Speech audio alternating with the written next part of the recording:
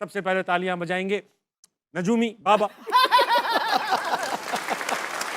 और कुमार से कर दो यार, क्या हो गया? नजूमी बाबा। बाबा की तस्वीर से, बाबा की तस्वीर से।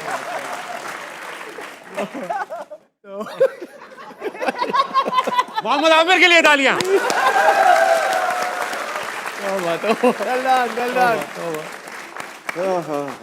वही बाबा। उनके साथ कप्तान शरीफ हैं कप्तान शरीफ कप्तान शरीफ उनके साथ मौजूद है। इनका साया हम पे कायम रहे। मुल्क के मारूफ मुदब्बिर मुफक्किर बनना चाहते कैप्टन शरीफ राशिद लतीफ।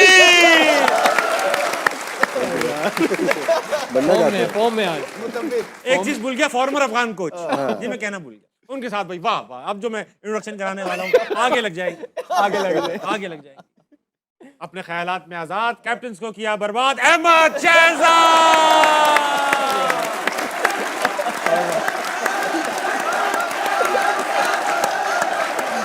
हो गया हो गया हो गया। Thank you. माहिर अमराजे बाबरिया।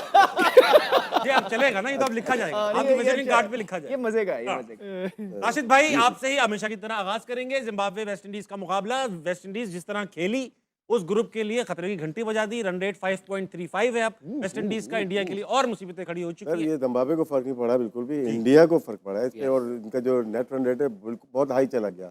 और वेस्ट इंडीज जिम्बाब्वे ने मेरे ख्याल से गलती की कि टॉस जीत के उनको बैटिंग करा दी। ये श्रीलंका नहीं है, इंडिया है। तो यहाँ पे उनको चाहिए था मेरे ख्याल से खुद बैटिंग करते और ज़्यादा रन बना के एक टारगेट सेट कर देते। तो वेस्ट इंडीज़ ने अपने 2 राइट हैंडर रख के उसके बाद लेफ्ट राइट का कम्बिनेशन बनाया और बहुत अच्छा ये किया, इटमायर को नंबर 3 कर दिया। इससे पहले वाली सीरीज़ में देखें 5-6 नंबर पे खेले और उनका नो डाउट कैच छूटा है, लेकिन जिस तरह से उन्होंने बैटिंग की है आउटस्टैंडिंग, बहुत ही ज़बरदस्त बैटिंग की है। और उनके स्पिनर्स भी आज चले, अकील हुसैन को देखें उन्होंने, फिर मोटिया ने 4 आउट किए। तो वेस्ट इंडीज़ लग रहा है कि एक मैच और उनको जीतना है, बड़ा मैच इंडिया के खिलाफ, और वो सेमीफाइनल में लगता है क्वालिफाई कर जाएगी। आपको पहले टेबल देख लेते हैं, फिर वेस्ट इंडीज के मुतालिक और सा टेबल लगाना बेटा। टेबल कह रहा है वेस्ट इंडीज का 5.35 है, इंडिया का -3.8 है। अगर इंडिया तीनों मैच जीतता है फिर तो चांस बन जाता है। तीनों कहाँ जीतते हैं? इंडिया, दोनों सॉरी। साउथ अफ्रीका को तीनों जीतने पड़ेंगे इंडिया को क्वालिफाई कराने के लिए। क्योंकि वेस्ट इंडीज को हराएंगे ना तो फिर इंडिया अगर 2 मैचेस जीतता है तो क्वालिफाई करता है। यस ठीक है। अगर वेस्ट इंडीज को साउथ अफ्रीका ने हरा दिया तो बाय बाय इंडिया। अच्छा जी। ओ भाई आमिर भाई आपसे पूछूंगा, हमारा ग्रुप भी दिखा दो ताकि तसल्ली पहुंचे। हमारे ग्रुप में हम बगैर कुछ करे 1 पॉइंट ले चुके हैं। न्यूजीलैंड भी 1 पॉइंट ले चुका है। बड़े शरारती है। श्रीलंका इस वक्त बॉटम ऑफ द टेबल है और इंग्लैंड जो है इस वक्त टॉप ऑफ द टेबल है। 2.550 का उनका नेट रन रेट है। राशिद भाई किसी दिन मैं आपको नेट रन रेट का फॉर्मूला भी एक्सप्लेन करने के लिए तकलीफ दूंगा कि आप बताएं हमें। इसमें जितने ओवर आपने अगर आउट हो गए 13 ओवर में आउट हो गए तो आपके 20 ओवर काउंट होते हैं। ठीक है। और बॉलिंग और बैटिंग दोनों ही में काउंट होते हैं, उसके बाद नेट रन रेट बनता है। मैं एक एग्जांपल दे सकते हैं नंबरों में आपको। जैसे एक फॉर एग्जांपल एक कंट्री ने 100 रन बनाए, हाँ 12 ओवर में आउट हो गए। जैसे इंडिया कल जल्दी आउट हो गया जी। लेकिन वो 20 ओवर से काउंट होंगे, पूरे यानी कि 20 उनका ओवर टोटल रन 20 ओवर से 20 डिवाइड ओवर किया से डिवाइड होगा चाहिए, तो एक रन रेट आ उससे जाएगा। जाके उनका नेट रन रेट बन जाता है। ठीक इस तरह से अगर पहले होता था कि आप जितने ओवर में आउट हो गए 13 ओवर में आउट हो गए तो वहीं से काउंट होता था, वो गलत होता है। ये 90s की बात कर रहा हूँ। उसके बाद उन्हें हल्के हल्के चेंजेस किए जिसमें ये नेट रन रेट लेके आए वाला। इस पर हम कल तफसीली गुफ्तगू भी कर लेंगे ताकि नेट रन रेट का भी लोगों को पता चल जाए क्योंकि कुछ कैलकुलेशन थोड़ी सी कॉम्प्लिकेटेड है। आमिर भाई आपसे पूछना चाहूंगा, इस वर्ल्ड कप में तो चल ही रहा है पाकिस्तान, जो भी हालात है चल रहा है, अगला वर्ल्ड कप भी आने वाला है, उसमें आप ये बताइए क्योंकि आप इतनी अच्छी प्रेडिक्शंस करते हैं, गंदम की फसल कैसी होगी? अब इन बातों पे उतर अगर बारिश हुई तो अच्छी होगी। बारिश हुई तो और ज्यादा बारिश हो गई तो फिर खराब हो जाएगी। अच्छा लेकिन आपकी जो भविष्यवाणियां हैं प्रेडिक्शन उनके ऊपर मैं एक चीज पूछना चाहूंगा। जी on the papers on the cards देखने में सब में इंडिया बड़ी सॉलिड टीम लग रही है। पूरा यूनिट है, बॉलिंग है, बैटिंग है, फील्डिंग बहुत अच्छी है और मोमेंटम है। मतलब जीतते आ रहे हैं, 3-3.5 साल बाद हारे हैं किसी T20 वर्ल्ड कप। आपको ऐसा क्या दिख गया अंदर बाहर जो उनको नहीं दिख रहा था खुद से? देखिए, जब ये बात भी हुई थी, जब आपने कहा था कि आपने इंडिया को ही सेमीफाइनल से बाहर कर दिया, मैं गलत भी हो सकता हूँ, अभी भी इंडिया क्वालिफाई शायद कर सकता है, लेकिन मैंने जो ऑब्जर्व किया था, मैंने कल भी बात की थी कि जो उनके बैट्समैन हैं, ये जो जितने भी अभी टॉप 3 खेल रहा है, ये आईसीसी के इवेंट्स में टेस्ट ही नहीं हुए थे, राइट?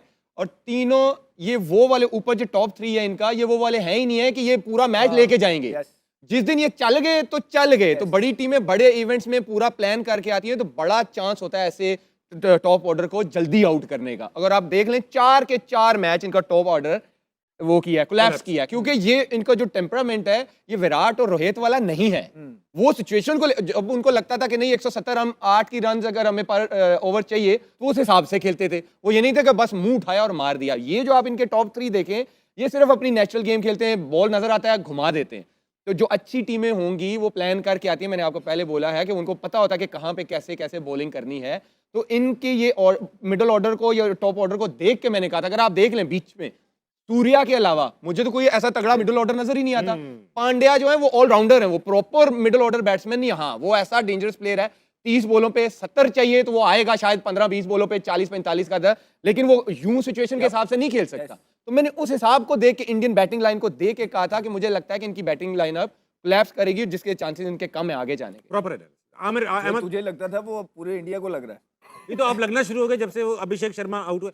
अहमद भाई आप बताइए, आपकी फेवरेट टीम इंडिया है और आप बड़ी ओपनली इस बात को क्लेम करते हैं and for all the good reason, ठीक है। लेकिन अभी जिस तरह आमिर भाई ने प्रेडिक्शंस किए हैं और अब जो कुछ वो कह रहे हैं वो दिखने भी लगा है कि हाँ यार प्रेडिक्शन नहीं थी इनकी, एनालिसिस था। इसको प्रेडिक्शन तो हम कह रहे हैं, एनालिसिस के हिसाब से लगने भी लगा है हाँ यार ये 3-4 क्रैक्स नजर आ रहे हैं। अब आपको भी क्या ये नजर आ रहे हैं या नहीं आ रहे? देखिए इसमें तो कोई दो राय नहीं है कि विराट कोहली के जो शूज हैं, हमने इसी शो में बोला था कि वो फिल करना इतना आसान नहीं होगा। जब विराट कोहली चला जाएगा फिर आपको पता लगेगा कि वो किस खेत की मूली है। वो बादशाह था और ये रन चेस करना ये कोई आसान काम नहीं था। ये कुदरत ने उसके अंदर एक एबिलिटी डाली हुई थी कि वो किसी पे पड़ने ही नहीं देता था, अकेला ही ले जाता था, इसलिए तो वो किंग कहलाया जाता था। अब वो नहीं है तो अब हो क्या रहा है उनकी टीम के अंदर? एक तो वो भी नहीं है, दूसरा ये चेस करते हुए बिल्कुल ही इनको पता नहीं है। ऐसी टीम जो है जो सिर्फ जिनका एक्सपीरियंस कम है, वो जो मार धार करती है, वो पहले खेलते हुए तो फिर भी जो है ना परफॉर्मेंस कर देती है, लेकिन जब स्कोरबोर्ड का प्रेशर आ जाता है तो वो चोक करते हैं। विराट कोहली इसमें मास्टर था। फिर जो रही सही कसर ये है कि वो एक ही साथ खब्बे खिलाई जा रहे हैं। अब वो मार्करम जो है ना उनको आउट कर लेते हैं टीमें, तो वो और प्रेशर में आ जाते हैं। फिर जो रिसोर्सेज है, गौतम गंभीर वो भी ठीक नहीं खिला रहे। आपका मैच विनर है कुलदीप यादव। अब मुझे नहीं पता उसको किस तरह बाहर निकाला। अगर आपने पिछला मैच देखा, ये वाला नहीं उससे पिछला वाला, कुलदीप यादव के साथ सूर्य कुमार यादव की कोई बहस हुई थी जिसमें सूर्य कुमार यादव ने उसको धक्का भी दिया था और उससे बातचीत की थी कि भाई क्या डिसेंट शो किया। कुलदीप यादव के साथ लोग ये बातें कर रहे हैं कि क्या इस वजह से कि उसका डिसिप्लिन का कोई, उसके सूर्य कुमार यादव के साथ कोई प्रॉब्लम हुआ है जिसके बाद उसको ड्रॉप किया और मुल्क की नहीं सोची, पर्सनल ग्रज को वो आगे लग के देते। नहीं तो ये बाहर नहीं होता। कुलदीप यादव एक डिफरेंट वेरिएशन लेके आते हैं, वो मैच विनर है उनके, उसको नहीं खिलाया। फिर देखें मेरी बात सुने, फिर गौतम गंभीर ने जो सारे डिसीजंस लिए थे, हमने आपको पहले भी बोला है कि सूर्या का और ये गौतम पे बहुत बड़ी प्रेशर है। अब आप जब किसी फील्ड के अंदर जाते हैं ना ताबिश भाई, तो तन मन धन से जाते हैं। वो पॉलिटिक्स में चला गया था। उसके बाद जब आप पॉलिटिक्स में जाते हैं तो ऑब्वियसली आपकी सोच में फर्क आता है। फौरन वो आ गए क्रिकेट टीम के अंदर और वहां कोच बन गए, तो वहां तो वो कामयाब हो नहीं सके पॉलिटिक्स के अंदर, लेकिन उन्होंने वही पॉलिटिक्स टीम के अंदर ला के खड़ी कर दी, जिसमें जिनके ये खिलाफ खुलेआम बोलते थे विराट कोहली के खिलाफ, उनको मौका मिल गया उसके खिलाफ प्लॉटिंग करने का। और उनके सीनियर प्लेयर्स को आपने निकाल के इज्जत नहीं दे रहे थे, तो उन्होंने इसी में खैर समझी कि भाई चुप करके हम अपनी साइड पकड़ लें। फिर विराट कोहली के जो भाई का ट्वीट आया था पिछले दिनों, उसमें क्लियरली मेंशन किया कि भाई ये हुआ है मेरे भाई के साथ, लेकिन उसके बाद वो ट्वीट जो है डिलीट कर दी गई। तो ये गौतम गंभीर की जो पॉलिटिक्स है, इसने जो है पूरा चेहरा खराब किया हुआ है भारत की टीम का। अभी भी भारत की टीम अगर आप देखेंगे तो इतनी बुरी टीम नहीं है, लेकिन जो कॉम्बिनेशन वो अंदर घुसा रहे हैं वो ठीक नहीं घुसा रहे हैं। अक्षर को बाहर कर दिया, कुलदीप को बाहर कर दिया, फिर टॉस जीत के इन्होंने पीछे जो है जो प्रैक्टिसेस कर रहे थे उसमें चेस करने का इन्होंने वो अपने आप को वो दिया नहीं टाइम, पहले बारियां लेते रहे। तो ये सारी चीजें देख के, और जो वेस्ट इंडीज ने क्रिकेट खेल दी है, कल की बात तो कल पे थी, उसके बाद ये था कि अच्छा हम ये कर लेंगे, और भाई वेस्ट इंडीज के बाद तो उनके चांस और स्लिम हो गए। तो मुझे नहीं लग रहा है कि अब बहुत कोई मिरेकल हो गया या जो वही हो गया जो कभी कभार इंडिया कर देता है, तो फिर इंडिया आ सकता है ऊपर। नहीं तो हमें लगता नहीं है कि इस परफॉर्मेंस के बाद अब इंडिया क्वालिफाई करता है।